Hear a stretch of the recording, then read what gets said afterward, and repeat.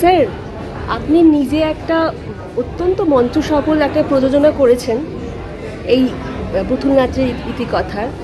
তারপর আপনারই মানে যিনি ছবিটা করেছেন তিনি তো ছোটোবেলা থেকে এই গল্পটার সাথে থিয়েটারটার সাথে ওতপ্রোতভাবে জড়িত, এবং তার তৈরি এই ছবিটা দেখে আপনার কি রিঅ্যাকশন বলতে? আলাদা তো দুটো মাধ্যম আলাদা বলে ছবিটা একরকম তো হবে না, দুরকম হবে।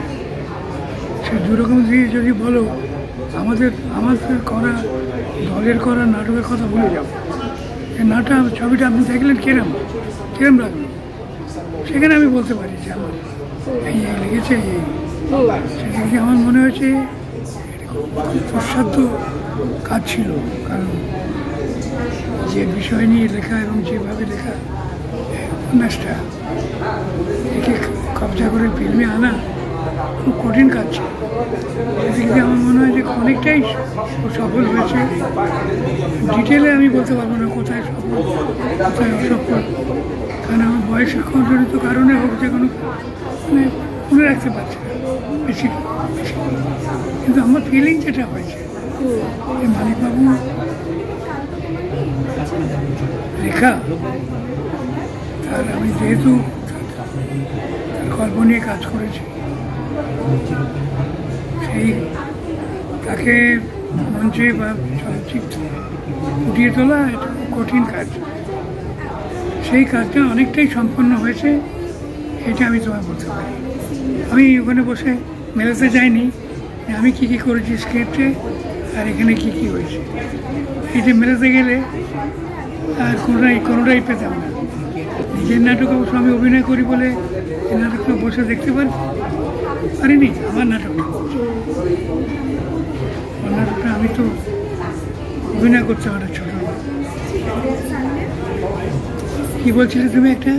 হ্যাঁ, আমি বলছিলাম যে আপনি এখানে যারা অভিনয় করেছে সে সম্পর্কে বলুন, আপনার কেমন লেগেছে অভিনেতাদের?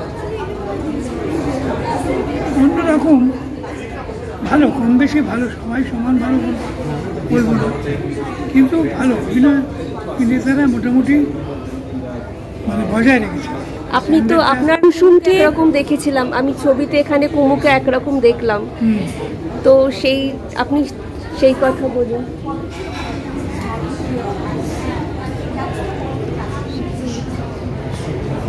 তো হ্যাঁ, সেই এরকম দেখবে,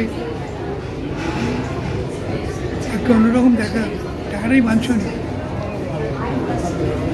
ওসব মানিকবাবুকে মানে আলাদা করবোই এই মনোভাব নিয়ে যদি কেউ কাজ করে তাহলে আলাদা কথা, কিন্তু একটা ভালো লেখার উপন্যাস বা গল্প তাই বল, তার ইম্প্যাক্ট পাঠকের মনে একই রকম হতে পারে, 10% একই রকম কখনোই হতে পারে। সেই হিসেবে পাল্টে যায়। সেই পাল্টে যাওয়াটা যতক্ষণ মানে একটা নির্দিষ্ট এর মধ্যে থাকে ঠিক আছে, তার মধ্যে ফারাক ঘটে যায়। ঠিক আছে, আজকে আরেকবার দেখবেন তো পুরোটা? হ্যাঁ, দেখবো। এই তো আছে আপনি পড়ে